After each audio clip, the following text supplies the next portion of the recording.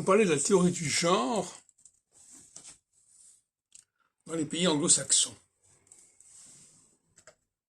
En effet, j'ai signalé depuis quelque temps le problème de la synonymie. C'est-à-dire qu'on considère deux mots qui n'ont rien à voir, qui ne se ressemblent pas, comme ayant toutefois le même sens. C'est ça la synonymie.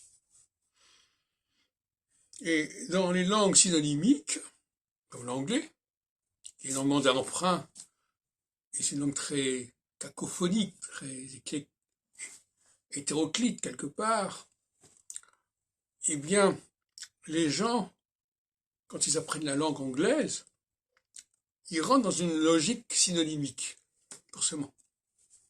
Ce qui n'est pas le cas du français. Non pas qu'il n'y ait pas de synonyme en français, mais quand on prend un mot, généralement en français, on a la suite. On a une série de mots. Par exemple, forêt, c'est forestier, c'est déforesté, etc. Mourir, c'est mortel, c'est immortel, c'est etc. C'est la mort. En anglais, on n'a pas ça. Parce qu'on a death, la mort, et puis on a mortal, mortalité, immortal. On a time, mais on a contemporary, contemporary qui vient du français temps, tempus, enfin du latin, tempus, etc. Et, etc., etc. Et par conséquent, il n'y a rien d'étonnant à ce que la théorie du genre, où l'on nous dise que finalement les questions sont purement de convention, et que si on est un homme ou une femme, c'est simplement une convention. C'est ça la théorie du genre.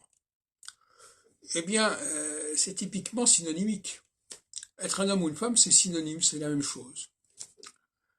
Et donc, par conséquent, il est logique que dans le monde anglo-saxon, et le monde américain en particulier, se soit développé toutes sortes de théories là-dessus, comme quoi deux choses qu'on voit différentes, c'est pareil. Un blanc et un noir, c'est pareil. Une femme et un homme, c'est pareil, etc., etc.